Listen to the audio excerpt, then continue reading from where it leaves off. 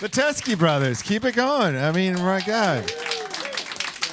You guys, you nailed it, by the way. If you have any doubts, you just nailed it. You just killed it. Welcome back to the City of Roses. Portland, Oregon is where you're at right now, in case your brains are flying all over the world. And, you know, that happens from time to time. The Teskey Brothers are headlining tonight at the McMiniman's Grand Lodge. That's awesome. And then got a new live album we'll talk about in just a minute. So tell me about, you got to have like this one time in Portland, Oregon story. Dig deep into your past at Portland, Oregon.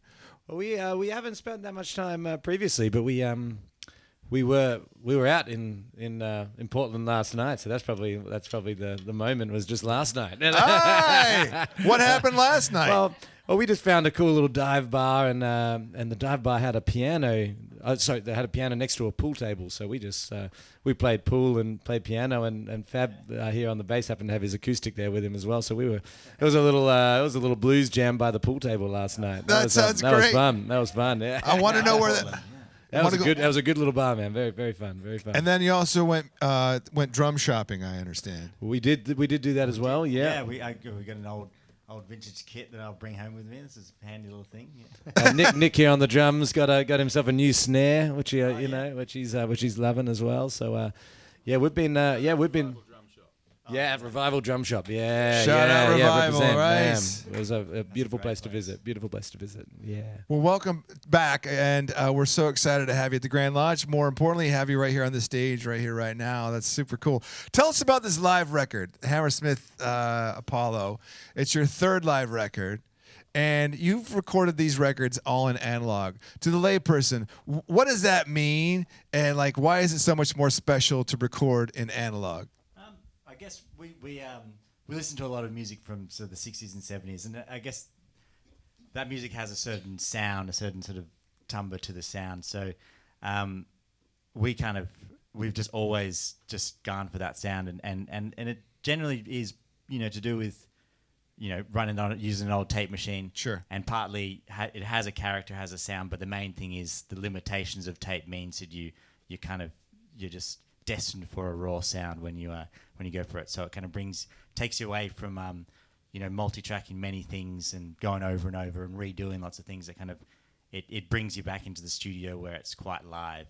And I think that's the main thing that we love about tape, is that it limits you to just focus on the important stuff. Yeah. There's no cheating. Yeah. So to speak. Well, there's a bit of cheating, but you know. It's harder? Is that what it is? Yeah. So, and then, and this latest tour, I understand it took you out on the road, or at least a show with Bruce Springsteen? Yes, sir. Yes, sir. Yeah, that was special.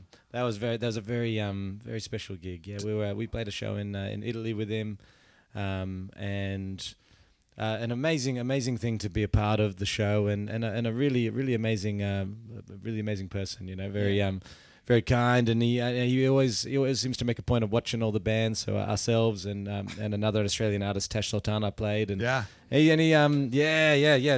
big ups for Tash Sultana. And we have a good friend of ours, and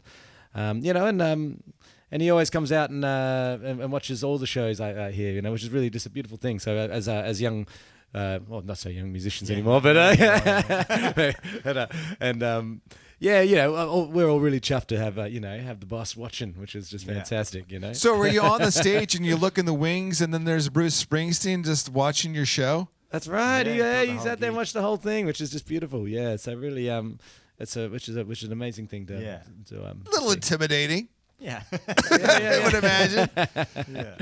So I understand you guys are both also quite the class craftsmen as well. Is that correct? Plumber and a wait, I got a plumber and a sorts of things, I guess. Carpentry. Yeah? Yeah, that's right. Yeah. Leathersmith. And leathersmith. And an engineer as well, of course. As far as a music engineer, we should say, is probably your main trade, which is a trade in itself too, isn't it? You know. Yeah. But once once a tradie, we say in Australia, once a tradie, always a tradie. You know, so you kind of